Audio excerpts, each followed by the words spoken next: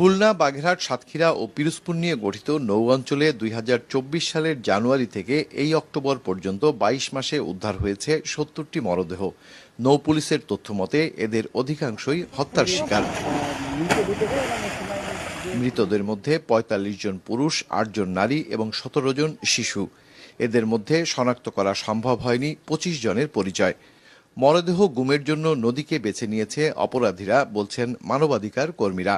এই লাশের কিন্তু ম্যাক্সিমাম শনাক্ত হয় নাই।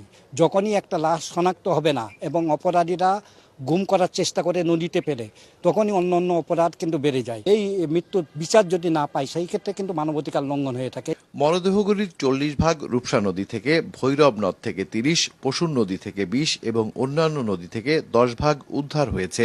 নদীতে কোনো মৃতদেহ ফেললে খুব দ্রুত এটি পচন ধরে এবং ৩, ৪, ৫ দিনের মধ্যেই কিন্তু এমনভাবে পচে যায় যে সেই মৃতদেহটির ফিঙ্গারপ্রিন্ট পাওয়া যায় না বা তার চেহারার যে গঠন সেটি নষ্ট হয়ে যায় দেখে শনাক্ত করাও কঠিন হয়ে পড়ে।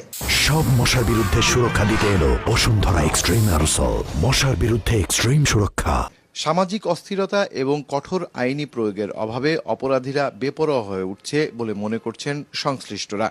তবে প্রশাসন বলছে অপরাধীদের আইনের আওতায় আনতে কাজ করছে পুলিশ সহ বিভিন্ন সংস্থা।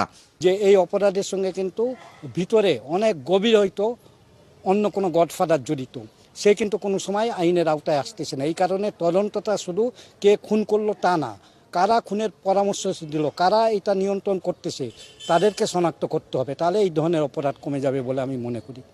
আমরা এই মামলাগুলি তদন্ত করতে গিয়ে যে সমস্যাটা পড়ি সেটা হচ্ছে যে ঘটনাগুলি যেহেতু স্থলভাগে ঘটছে, সেখানকার কোনো দ্বন্দ্ব, স্বার্থজনিত কারণে জমি জমা, টাকা পয়সা বা অন্যান্য যে কোনো কারণেই হোক, এই ঘটনাগুলি কিন্তু আমরা নৌ পুলিশ যেই সেক্টরটা নিয়ে আমরা কাজ করি অর্থাৎ নৌপথ, সেখানকার ঘটনাগুলি থেকে ভিন্ন।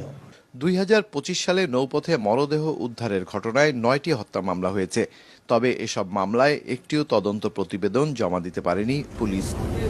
মোস্তফা জামাল, মাছরাঙা সংবাদ, খুলনা।